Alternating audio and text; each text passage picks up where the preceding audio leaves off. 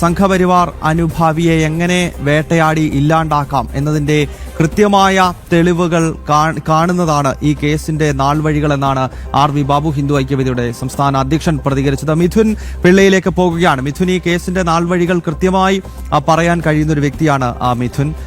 ഇതിൽ ഏറ്റവും നിർണായകമെന്നത് ആദ്യഘട്ടത്തിൽ അന്വേഷിച്ച ഉദ്യോഗസ്ഥർ മുഴുവൻ പത്മരാജൻ മാഷിന് ക്ലീൻ ചീറ്റ് നൽകിയതാണ്. അദ്ദേഹം നിരപരാധിയാണ്, അല്ലെങ്കിൽ അദ്ദേഹത്തിനെതിരെ തെളിവുകളില്ല എന്ന് പറയുകയും പിന്നീട് ഇദ്ദേഹത്തെ ബോധപൂർവം കൊടുക്കുക എന്ന് പറഞ്ഞുകൊണ്ടാണല്ലോ ഒരു CPM അനുകൂലിയായിട്ടുള്ള അല്ലെങ്കിൽ CPMന്റെ പണിക്കാരനായിട്ടുള്ള ഒരു ഉദ്യോഗസ്ഥനെ അവിടെ കൊണ്ടിരുന്നു. പോലീസ് ഉദ്യോഗസ്ഥൻ വരുന്നു. അദ്ദേഹം ഇപ്പോൾ കഴിഞ്ഞ തദ്ദേശ തെരഞ്ഞെടുപ്പിൽ CPM സ്ഥാനാർത്ഥിയായി മത്സരിച്ച് വിജയിച്ചിരിക്കുകയും ഒക്കെ ചെയ്തിരിക്കുകയാണ്. അപ്പോൾ കാര്യങ്ങൾ ഏത് ദിശയിലാണ് ഈ കേസിൽ പോയത് എന്നതിൽ ഇതിനപ്പുറം മറ്റൊരു തെളിവ് വേണ്ടല്ലോ മിഥുൻ.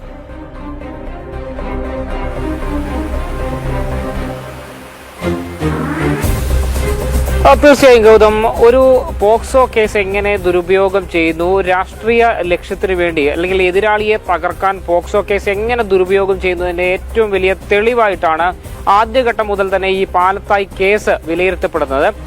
അത് നമുക്കറിയാം, 4ഓളം അന്വേഷണ സംഘം അന്വേഷിച്ചൊരു കേസാണ് ഈ പാലത്തായി കേസ്. ആദ്യഘട്ടത്തിൽ പാനു CA ആയിരുന്ന TP ശ്രീജിത്താണ് ഈ കേസ് അന്വേഷിച്ചത്. അദ്ദേഹം അന്വേഷിച്ചുകൊണ്ടിരിക്കുന്ന സമയത്ത് അദ്ദേഹത്തിന് സ്ഥലമാറ്റം വരുന്നു, മറ്റൊരു ഉദ്യോഗസ്ഥൻ വരുന്നു.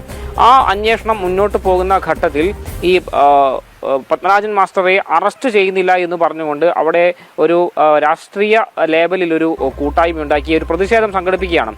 അതിന് തൊട്ട് പിന്നാലെ ഒരു അന്വേഷണ സംഘം വരുന്നു. ആ അന്വേഷണ സംഘം ഈ പത്മരാജൻ മാസ്റ്റർ ഈ കേസുമായി ബന്ധപ്പെട്ട നിരപരാധിയാണ്, അല്ലെങ്കിൽ അദ്ദേഹത്തിനെതിരെ പ്രഥമ ദൃഷ്ട്യാ തെളിവുകളില്ല എന്നൊരു കണ്ടെത്തലിലേക്ക് കാര്യങ്ങൾ എത്തുന്നു. അത് ഉടനെ തന്നെ അത് സംഘപരിവാർ നേതാവ് ആയതുകൊണ്ടാണ് ഈ ഒരു കളി കളിക്കുന്നത് എന്ന് പറഞ്ഞുകൊണ്ട് ഒരു രാഷ്ട്രീയ ഇടപെടൽ, അതായത് ജമാഅത്തെ ഇസ്ലാമി, SDPI, CPM പോലുള്ള സംഘടനകൾ ആ മേഖലയിലെ പ്രവർത്തകർ സംയുക്തമായി ചേർന്നുകൊണ്ട് ഒരു കൂട്ടായ്മ ഉണ്ടാക്കുന്നു. ആ കൂട്ടായ്മ അതൊരു രാഷ്ട്രീയ വിഷയമായി ഉയർത്തിക്കൊണ്ടുവരുന്നു. തുടർന്ന് ക്രൈംബ്രാഞ്ച് ഈ കേസ് അന്വേഷിക്കുന്നു.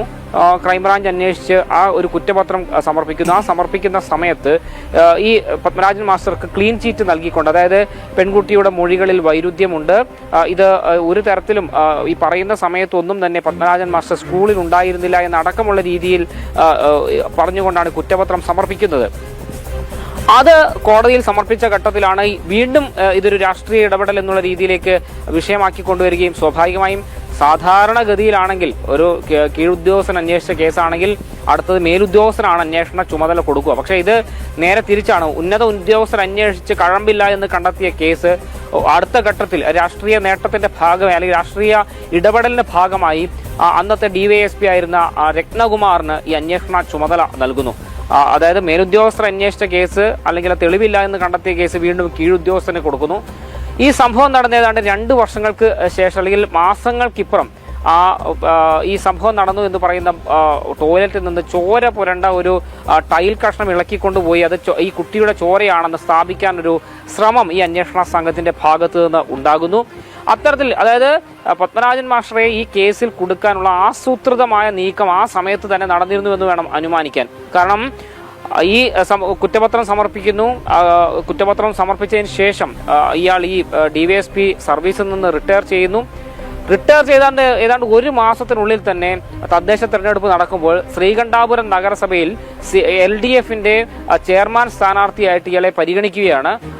അവിടെ മത്സരിപ്പിക്കുന്നു. ഇയാൾ ജയിക്കുന്നുണ്ട്. പക്ഷേ ഭൂരിപക്ഷം LDFന് കിട്ടാത്തത് കൊണ്ട് മാത്രം അവിടെ ഇയാൾ ചെയർമാനായില്ല. ഇപ്പോൾ ഒരു നഗരസഭാ കൗൺസിലർ മാത്രമായി ഈ രത്നകുമാർ എന്ന് പറയുന്ന മുൻ DYSP അവിടെയുണ്ട്.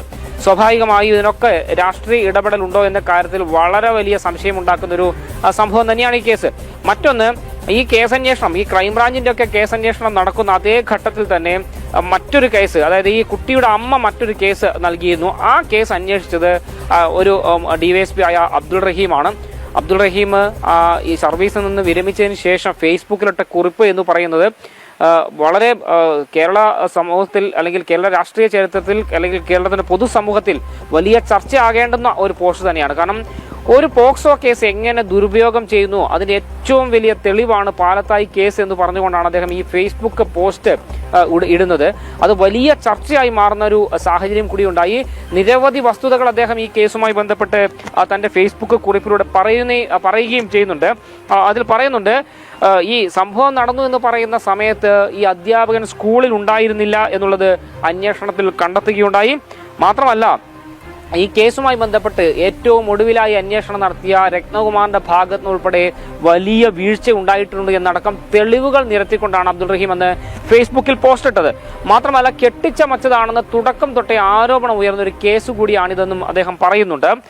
മാത്രമല്ല ഇതിൽ പറയുന്നുണ്ട്, കുറ്റപത്രത്തിലെ വീഴ്ചകൾ ഓരോന്നും അദ്ദേഹം പറയുന്നുണ്ട്. ഇരയുടെ മൊഴികളിൽ പലതും ഭാവനയാണെന്ന് കുറ്റപത്രത്തിലുണ്ട്.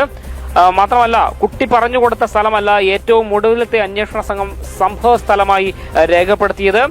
ചെരുപ്പിനനുസരിച്ച് കാല് മുറിക്കുന്ന ലാഘവത്തോടെയാണ് പീഡനം നടന്നു എന്ന് പറയുന്ന സ്ഥലം തന്നെ അവസാന അന്വേഷണ ഉദ്യോഗസ്ഥൻ മാറ്റിയത് എന്നുകൂടി അദ്ദേഹം തന്റെ ഫേസ്ബുക്ക് കുറിപ്പിൽ ഒന്ന് പറഞ്ഞിട്ടുണ്ട്. മാത്രമല്ല ഈ മഹാമനസ്കതയ്ക്ക് ഇരിക്കട്ടെ ഒരു ബിഗ് സല്യൂട്ട് എന്നും അദ്ദേഹം തന്റെ ഫേസ്ബുക്ക് കുറിപ്പിൽ പറയുന്നു.